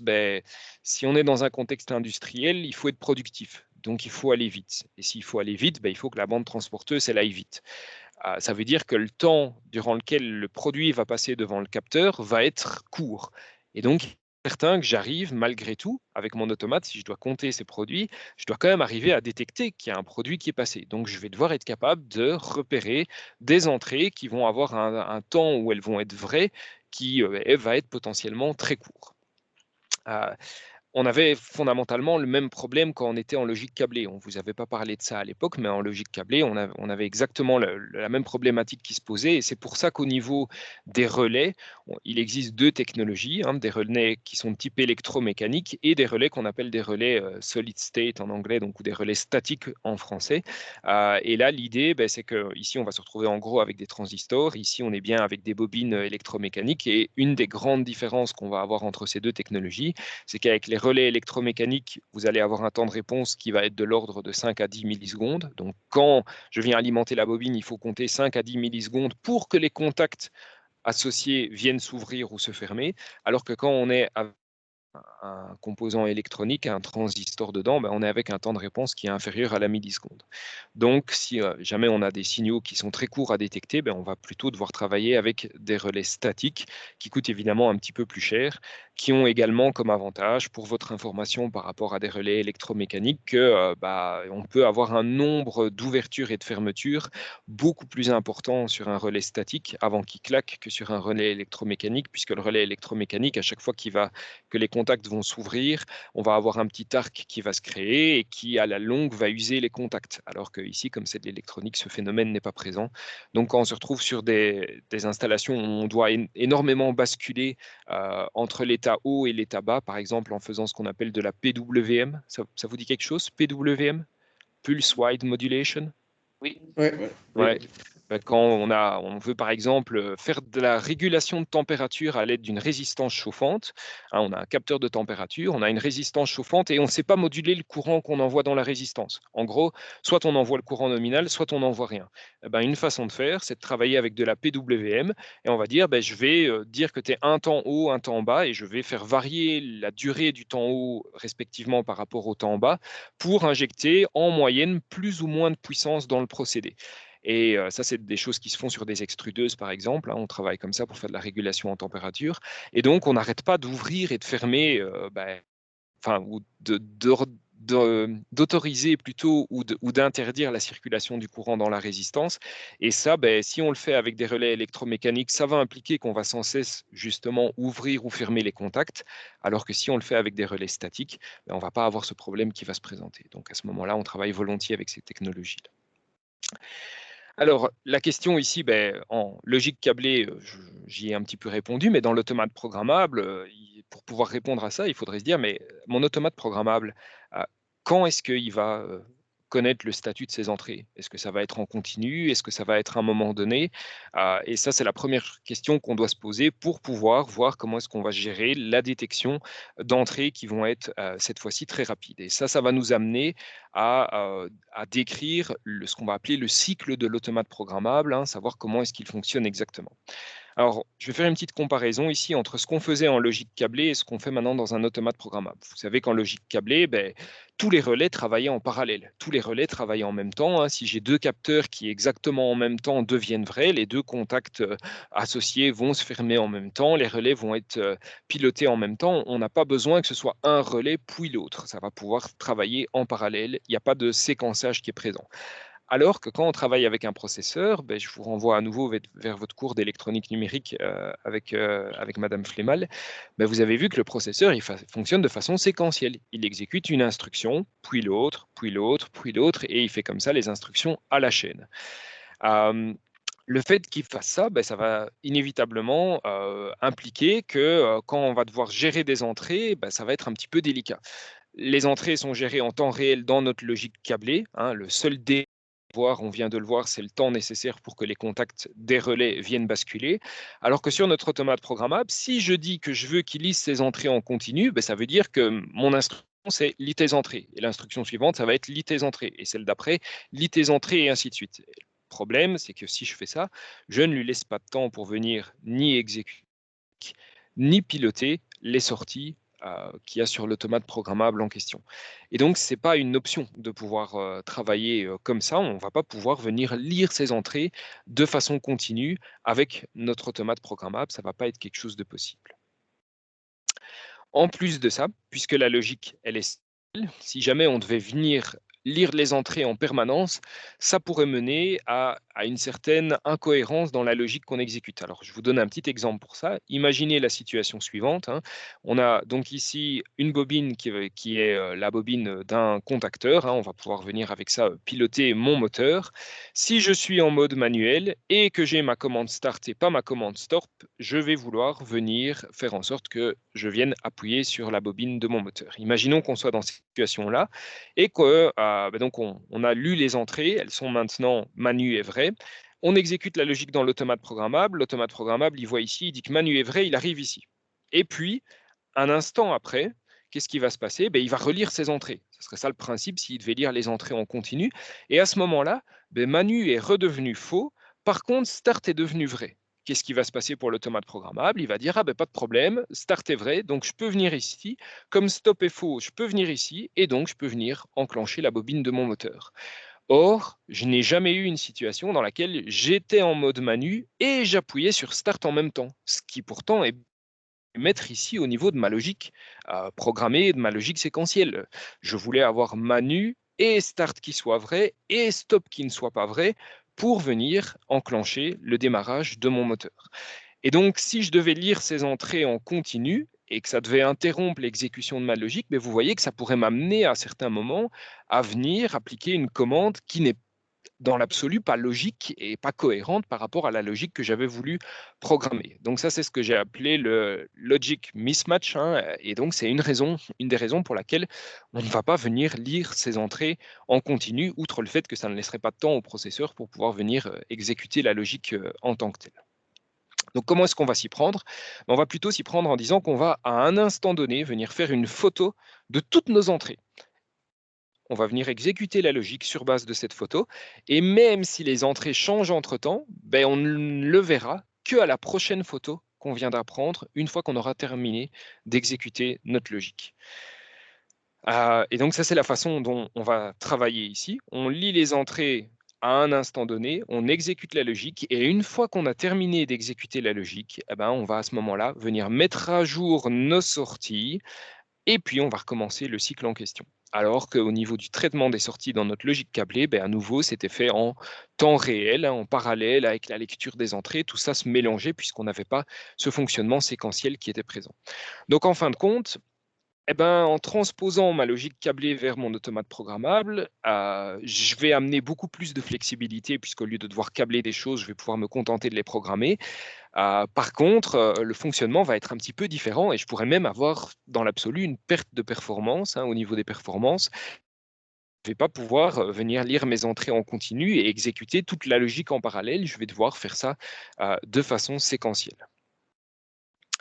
Et donc, on va ici travailler de façon cyclique sur notre processeur. Alors, ça veut dire quoi? Ça veut dire, comme je vous le disais, que la première étape du cycle de l'automate programmable, ça va être de prendre la photo, hein, un petit selfie ici. On vient prendre une photo de nos entrées. Et donc, pour pouvoir faire ça, ça implique que mon processeur puisse communiquer avec les cartes d'entrée-sortie que je viens de vous décrire avant. Je vous ai montré avant qu'il y avait plein de cartes d'entrée-sortie, qu'on pouvait en rajouter, qu'on pouvait choisir la nature des cartes d'entrée-sortie, qu'elles étaient protégées, etc. Mais donc, il va falloir que le processeur puisse aller échanger avec les modules d'entrée-sortie pour voir quelles sont les entrées qui sont vraies, quelles sont les entrées qui sont fausses, etc. Donc, on va avoir besoin ici, entre notre processeur dans notre automate programmable et la carte ou les cartes d'entrée ici, on va avoir besoin d'un bus interne qui va permettre au processeur d'aller récupérer les informations sur les cartes d'entrée-sortie. Et puis, puisqu'on prend une photo de l'état de nos entrées, il va également être nécessaire qu'on ait un endroit où on vienne stocker cette photo. Donc, on va avoir une mémoire pour les entrées au sein de notre automate programmable. Une fois que ça c'est fait, on va pouvoir venir exécuter la logique. La logique en question, on a dit tout à l'heure, il va être nécessaire quand on va la programmer de venir la stocker dans la mémoire de l'automate programmable. Donc on va venir stocker ça dans une mémoire de type flash de façon à ce que si jamais on coupe la tension sur l'automate et qu'on la remet, on ne soit pas obligé de recharger la logique dans l'automate programmable, hein. On est sur un procédé industriel, on ne veut pas à chaque fois avoir besoin de retransférer l'application, ça paraît assez évident. Mais comme vous savez que la mémoire flash, elle est beaucoup plus lente à lire et à écrire que de la mémoire RAM. Donc ici, il y a un problème par rapport à ça, parce que si on est beaucoup plus lent au niveau de l'exécution du code, ça veut dire que dans notre cycle ici, on va mettre beaucoup plus de temps à venir relire les entrées. Ce qu'on ne va pas souhaiter, puisqu'on travaille sur des procédés industriels qui potentiellement sont dangereux, rapides et sur lesquels on voudrait bien avoir un contrôle vraiment assez régulier. Donc, ce qu'on va faire, c'est que toute cette logique, on va la copier dans de la mémoire RAM et on va l'exécuter depuis la mémoire RAM. Donc, votre automate programmable, quand vous le mettez sous tension, va venir voir la logique qu'il y a dans sa mémoire flash, va copier ça dans sa mémoire RAM et à partir de ce moment-là, il travaille avec sa mémoire RAM et toute l'exécution est faite uniquement dans la RAM à ce moment-là. On exécute donc cette logique et comme je vous le disais, on va également à ce moment-là venir construire l'image de qu'est-ce qu'on va vouloir envoyer vers nos sorties, quelles sont les sorties que je vais vouloir enclencher ou pas pour enclencher des moteurs, des électrovannes, etc. Donc on va ici se retrouver également avec une zone mémoire destinée à stocker les différentes sorties. Et une fois qu'on a défini tout ça et qu'on est arrivé au bout de notre logique, on va justement pouvoir venir mettre à jour nos sorties et puis recommencer encore et encore et encore et encore le procédé en question. OK? Donc l'idée, c'est vraiment de se dire, je travaille de façon cyclique, je prends une photo de mes entrées, sur base de cette photo, j'exécute ma logique, je mets à jour mes sorties, je reprends une nouvelle photo de mes entrées, etc., etc. Et donc, on ne lit pas nos entrées en continu et on ne met pas à jour nos sorties en continu non plus. On va le faire tous les X temps et le X va dépendre du temps nécessaire à venir exécuter tout ça. Donc, plus votre logique va être importante, plus il va y avoir de lignes de code, plus ça va être des calculs compliqués, mais plus potentiellement ça va mettre du temps pour un processeur donné. Et donc, on verra qu'il y a différents types de processeurs qui existent à différents prix, avec différentes performances, et qu'en fonction de la complexité de l'installation, du nombre de signaux à traiter et du type de traitement qu'on va vouloir faire, on va devoir mettre un peu plus la main au portefeuille ou pas. Alors, ça c'est une première chose. Deuxième chose qu'on pourrait remarquer, c'est de se dire, si jamais maintenant le nombre d'opérations logiques qu'on doit exécuter, est-ce qu'il est forcément ce nombre d'opérations logiques qu'on doit exécuter, est-ce qu'il est forcément constant? Ah ben non, pas forcément, parce que si dans votre logique, vous avez programmé différentes branches avec du OU et qu'il y a une branche en OU dans laquelle on a simplement un contact et puis on vient exécuter quelque chose, et dans l'autre branche, on va avoir une combinaison de plusieurs centaines de contacts pour pouvoir venir exécuter quelque chose, suivant la condition qui va être vraie dans votre branche logique OU, vous allez avoir une exécution qui va être plus courte ou vous allez avoir une exécution qui va être plus longue. Donc en plus de ça, la durée du cycle ici, elle pourrait tout à fait être variable en fonction de la quantité de code qu'on va avoir à exécuter. Et pour nous, en tant que programmeurs, on va quand même avoir la possibilité de forcer le cycle en déant à un certain temps d'exécution. C'est-à-dire que on va avoir la possibilité de laisser le programmable fonctionner à la vitesse, entre guillemets, qu'il et observer à ce moment-là, lui dire, fais tout pour un mieux, au plus vite. Dès que tu as exécuté ta logique, que tu as mis à jour tes sorties, tu recommences et ainsi de suite. Et alors, on va pouvoir travailler à ce moment-là avec ce qu'on appelle un fonctionnement cyclique, dans lequel on peut regarder quel est le temps le plus élevé qui a été nécessaire si on laisse tourner l'automate programmable comme ça pendant 1 heure sur l'installation industrielle. Et une fois qu'on voit quel est le temps le plus élevé qui a été nécessaire, on pourrait se dire, tiens, si maintenant je veux travailler avec un temps de cycle qui soit fixe, qui soit déterminé de façon constante, ce qui pourrait être intéressant à ce moment-là, c'est de travailler en mode périodique et je vais, moi, venir imposer la période sur base du temps le plus long que j'ai observé dans mon automate programmable précédemment. Alors quand même, pour vous donner un ordre de grandeur, on est en train de parler de l'ordre de grandeur pour un processeur aujourd'hui, c'est 5 à 10 millisecondes. Un cycle automate, sauf si votre installation est vraiment très importante, on va pouvoir monter à plusieurs dizaines de millisecondes, mais si l'installation elle est un petit peu petite, comme ce que vous allez faire au laboratoire sur les automates programmables, le temps de cycle de l'automate, il ne va jamais dépasser les 5 millisecondes. Donc on est quand même sur des temps d'échantillonnage, entre guillemets, pour venir lire les entrées ici, qui sont très courts par rapport à la dynamique du procédé sur lequel on est en train de travailler, évidemment. Pas de questions? Non, c'est très clair. Ok, C'est clair. parfait alors. Très bien. Alors, une autre question que vous pourriez vous poser, c'est, OK, donc en fait, je fonctionne de façon cyclique ici. Imaginons que j'ai observé que sur mon procédé, j'ai un temps de cycle qui a été le plus élevé que j'ai vu, c'était 30 millisecondes. Et donc, je suis venu me mettre en mode périodique à 30 millisecondes. Qu'est-ce qui se passe si à un moment, à cause de mes calculs, je me suis planté quelque part dans ma programmation et j'ai amené ma logique dans une branche dont elle ne ressort pas, hein. Vous n'avez pas prévu qu'il y ait un cas de figure qui puisse arriver et vous vous retrouvez coincé avec la logique qui est coincée à un certain endroit. Le problème de ça, c'est qu'on va rester dans notre logique ici. Et donc, on ne va plus venir lire nos entrées, donc on ne va pas savoir ce qui se passe sur le procédé industriel, mais surtout, on ne pilote plus nos sorties. Et le problème de ça, ça veut dire que vous êtes peut-être en train de maintenir le fonctionnement d'un moteur alors qu'il faudrait l'arrêter. Je vous donne un exemple très concret. Moi, quand je travaillais dans l'industrie, j'ai eu l'occasion de travailler sur l'automatisation d'un pont roulant, un gros pont roulant qui soulevait des charges de plusieurs dizaines de tonnes. Et donc, on était dans un bâtiment où on avait de part et d'autre du bâtiment des rails sur lesquels le pont roulant était posé. Et l'armoire électrique, elle était en haut. Donc, quand on faisait la mise en service, moi, j'étais sur le pont, sur la partie mobile du pont en tant que tel. Et là, vous imaginez que le pont, il est en train de rouler et puis vous vous êtes planté quelque part dans votre logique, et vous appuyez sur la commande stop, mais comme vous vous êtes planté dans la logique, votre processeur, il est coincé sur une autre instruction, il ne prend pas en compte votre commande stop. Et le pont, il continue à avancer. Et là, qu'est-ce qui va se passer à un moment? Ben, potentiellement, le pont, il va arriver au bout du rail et il va défoncer le mur qui est derrière, il va tomber, et en l'occurrence, je serais tombé avec si ça avait été le cas.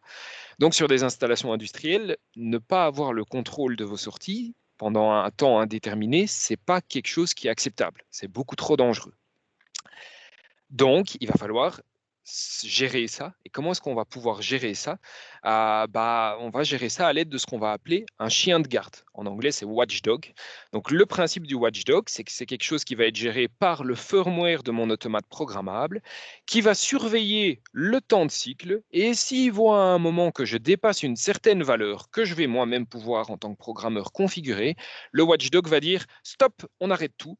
Il va à ce moment-là mettre votre automate programmable dans un mode d'arrêt particulier et il va forcer nos sorties à être mises dans un état de repli qu'on va nous également pouvoir définir. Okay. Donc, en cas de plantage, en cas de problème, on gère quand même le mode de repli de l'installation pour être certain que ça ne mène pas à des morts, à des blessés, à des destructions d'installations, etc. Donc, pour pouvoir gérer ça, on va se retrouver ici avec une étape en plus, qui est l'étape qui va permettre de gérer les tâches système, dans laquelle on va justement avoir notre chien de garde à ce moment-là, qui lui va, entre autres, c'est une des choses qui se passe dans les étapes système, qui va lui surveiller la durée du temps de cycle et si jamais c'est nécessaire, arrêter notre automate programmable.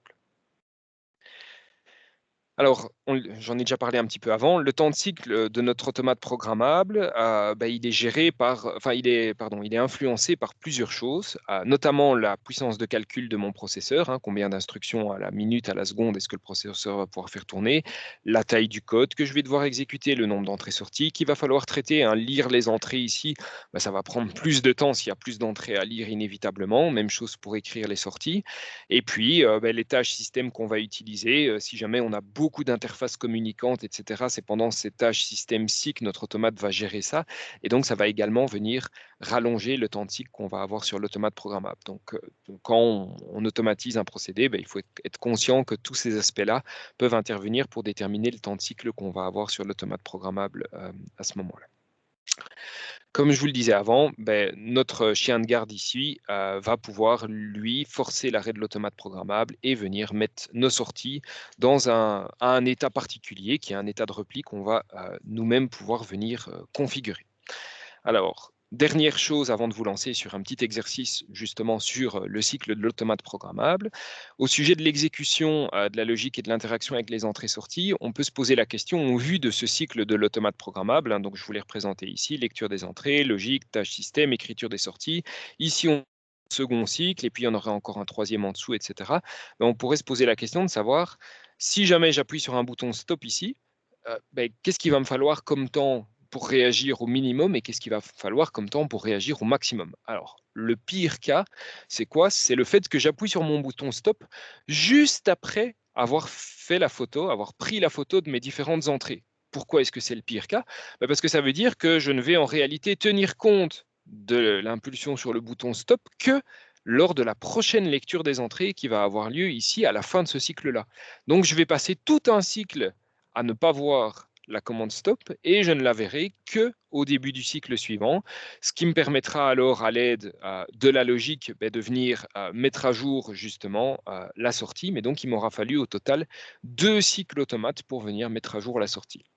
Le meilleur des cas de figure, ce serait de me dire que j'appuie sur le bouton stop juste avant que je prenne la photo de mes entrées. Sur le bouton stop juste avant, je en tiens compte directement et en déant un cycle automate, j'aurais eu la possibilité de tenir compte de la commande d'arrêt et de venir mettre à jour la sortie de mon automate programmable à ce moment-là. Donc vous voyez que le pire des cas, ça va être 2 cycles automates. Le meilleur des cas, ça va être de pouvoir réagir en déant un cycle automate. Alors, petits exercices, et donc je vais vous proposer de faire les 2 exercices en question.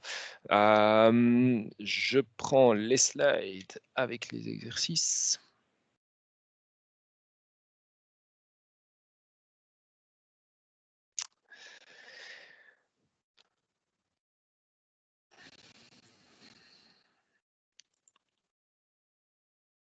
Alors, premier exercice que je vous propose.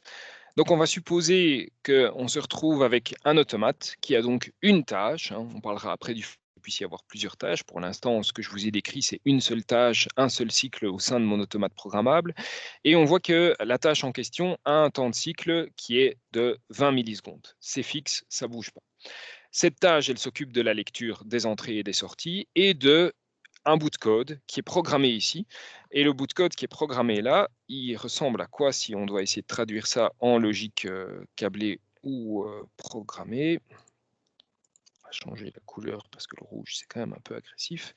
Mais donc, on nous dit que si jamais la première entrée in1 devient vraie, on va vouloir incrémenter une certaine variable à chaque cycle automate. Et que si cette variable atteint à un moment une valeur supérieure à 3, on va venir mettre la sortie à 1. Comment est-ce qu'on va pouvoir programmer ça? On va simplement pouvoir venir dire ici que si jamais on a notre entrée in1 qui est vraie, donc on met un contact normalement ouvert, on va vouloir à ce moment-là dire que notre variable var va être égale à var plus 1, donc on vient simplement l'incrémenter.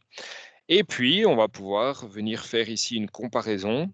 On va venir dire que si var est supérieur à 3, alors on voudrait bien que notre sortie, qui est une simple bobine ici, que la sortie out1 soit mise à 1. OK? Relativement simple. Ce que je vous demande dans le cadre de l'exercice ici, ça va être en supposant que la condition initiale, c'est l'entrée, la sortie sont égales à 0 et ma variable var est égale à 0 également. Je suppose qu'à un certain moment, mon entrée in1 passe à l'état 1 justement. Je vais vous demander quel va être le temps maximum et minimum qui va pouvoir s'écouler entre le moment où mon entrée est passée à 1 et le moment où ma sortie passe également à 1. Et donc, pour pouvoir répondre à ça, il va falloir que vous teniez compte évidemment du temps de cycle qu'on va avoir ici et de, dans mon cycle en question, à quel moment est-ce que mon entrée va potentiellement être détectée ou pas, et voir le nombre de cycles qui peuvent être nécessaires sur base de ça. Ça va? Je vous laisse 5 grosses minutes pour réfléchir à ça. Si vous avez une question, n'hésitez pas, prenez le micro, partagez votre écran, aucun problème, allez-y gaiement, et puis on va regarder ça, et comme ça après je pourrai vous lancer sur le second exercice. Ça vous paraît clair au niveau de l'énoncé? Moi, j'ai une petite question. Oui, dis-moi. En fait, vous aviez parlé qu'il y avait donc dans le cycle complet, il y a plusieurs étapes. Oui. Mais ici, on n'a pas besoin de savoir Donc, on sait qu'au total, ça dure 20 millisecondes, mais on n'a pas C'est besoin ça. de savoir combien de millisecondes on va avoir entre chaque étape. Non, tout à fait. Ok, ça va. Tout à fait. C'est 20 millisecondes pour l'ensemble. Et d'ailleurs, quand tu travailles sur un vrai automate programmable, on ne va jamais te préciser combien de temps sur ces 20 millisecondes on met à lire les entrées, à exécuter la logique ou à mettre à jour les sorties. On va juste te dire le temps de cycle de ton automate est de autant, et c'est pour la globalité. Donc on n'a pas le détail de l'information. Ok, ça va, merci. Pas de souci. Allez, je vous laisse travailler là-dessus, 5 minutes, et puis on regarde ça.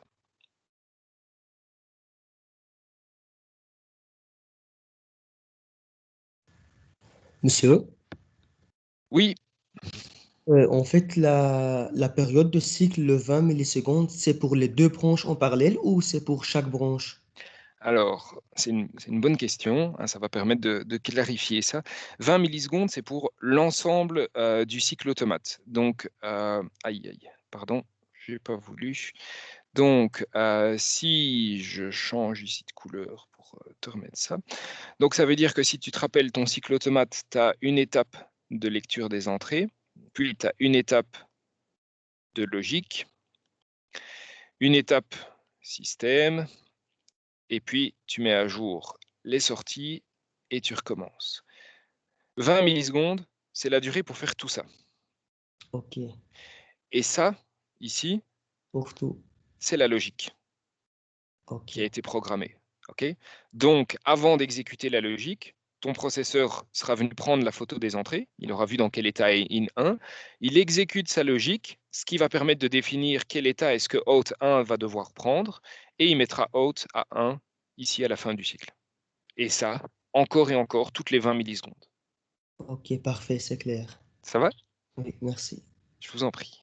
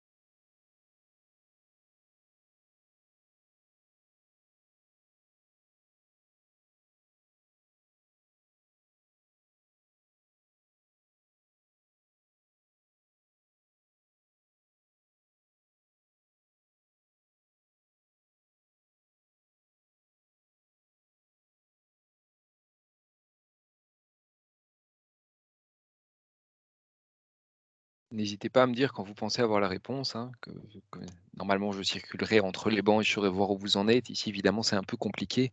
Donc quand vous pensez que c'est bon, faites-moi signe si vous voulez bien. Comme ça, je vois un petit peu pour le timing.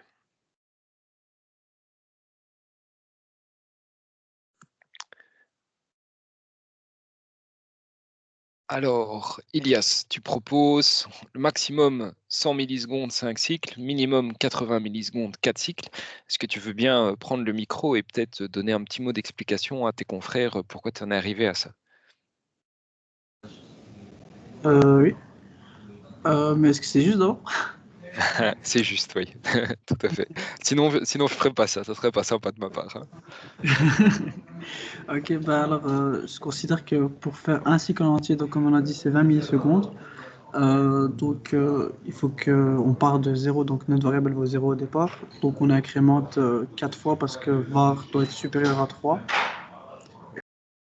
Et donc, je le fais 4 fois, donc 4 fois le cycle pour le cycle minimum. Dans le cas où, dès le départ, mon in était activé.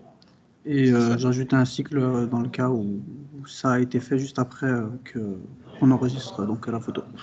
Oui, tout à fait, tout à fait. Donc, c'est tout à fait ça. J'illustre ça et je vous mettrai les slides avec la solution qui est ici à disposition. Évidemment, vous les avez pas pour le moment pour que vous fassiez quand même l'exercice vous-même, mais ça illustre très bien ce que Elias vient de nous dire. Oups, pardon, j'ai cliqué un coup de trop.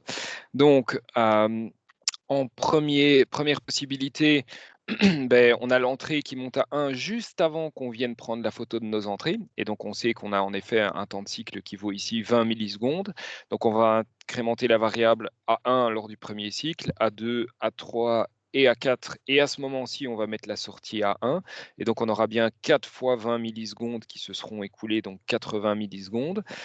Comme on l'a dit juste avant, ça illustre vraiment ce que j'avais montré avant, si jamais l'entrée, elle monte juste après qu'on ait pris notre photo, ben, ce cycle-ci, quelque part, on va le perdre. Et on va perdre une partie de ce cycle. Hein, donc, on pourrait perdre seulement 5 millisecondes, 10 millisecondes, 15 millisecondes, mais au pire, ben, ça serait 19,99 façon de parler millisecondes. Donc, on va arrondir ça à 20 millisecondes ici. Et on ne verra en fait que l'entrée est passée à 1 que au moment où on va faire la lecture ici, donc lors du second cycle, ce qui va nous amener cette fois-ci à avoir 5 cycles de 20 millisecondes et donc à avoir besoin de 100 millisecondes au total. Alors avant la pause de midi bien méritée, je vous présente le deuxième exercice, comme ça vous pouvez, si vous avez envie, en mangeant votre tartine, y réfléchir un petit peu. C'est un petit peu plus compliqué, un petit peu plus subtil cette fois-ci. Donc, on se retrouve avec la même logique. Hein, donc, c'est exactement le même code qui a été programmé. Notre automate a toujours 20 millisecondes de temps de cycle. C'est toujours une seule tâche qui s'occupe de tout ça. On se retrouve toujours avec nos entrées in1, enfin notre entrée et notre sortie out 1 et var qui sont toutes égales à 0 au départ. Sauf que l'entrée in1, cette fois-ci, ben, au lieu de monter comme on avait dans le cas précédent et de rester tout le temps à 1, ben, elle monte à partir d'un certain moment et elle reste haute pendant 25 millisecondes, puis elle descend pendant 25 millisecondes. Elle redevient vraie pendant 25 millisecondes, elle redevient fausse pendant 25 millisecondes, etc. Et elle continue comme ça de façon cyclique. Et je vous demande à nouveau, qu'est-ce qu'on va avoir comme délai entre le premier front montant sur l'entrée in1, la première fois où elle est passée de l'état 0 à l'état vrai, et le moment où ma sortie va, elle, également monter à 1. OK ? Donc là, il faut un peu plus se creuser la tête, et il est probable que vous deviez faire un petit dessin et réfléchir pour arriver à répondre à ça correctement. Ça vous paraît clair au niveau de la question qui est posée ? Oui. Oui, clairement. Ouais. Ça va. Ben alors, on se retrouve dans 1 heure, histoire que vous ayez l'occasion de manger, et moi aussi. Comme je vous dis, si vous voulez déjà un petit peu réfléchir à ça, vous pouvez. On résolvera cet exercice en reprenant le cours, et puis on pourra encore avancer sur la suite de la théorie. On aura encore 2 exercices qui viendront ensuite pour illustrer d'autres notions.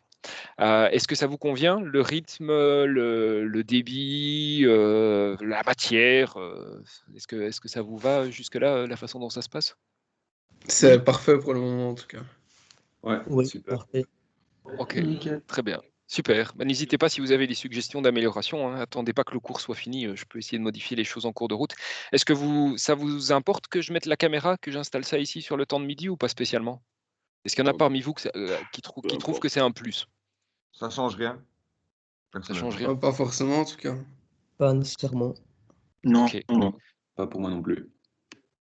Ça va, OK, très bien. S'il y en a parmi vous qui Pas trouvent que c'est nécessairement, important. monsieur, mais vous disiez que vous vouliez nous montrer quelque chose sur la caméra, un Ouais, exemple. ça à ce moment-là, mais là, je pourrais utiliser la caméra qui est intégrée sur mon PC, tu vois? Et prendre le truc simplement devant. Le problème, c'est que comme j'utilise mon PC pour écrire dessus comme tu as pu voir, bah, l'écran de mon PC est à plat. Donc si j'active cette caméra-là en permanence, vous allez tout le temps voir le plafond de la pièce d'où je vous donne cours, ce qui est moyennement passionnant, tu vois?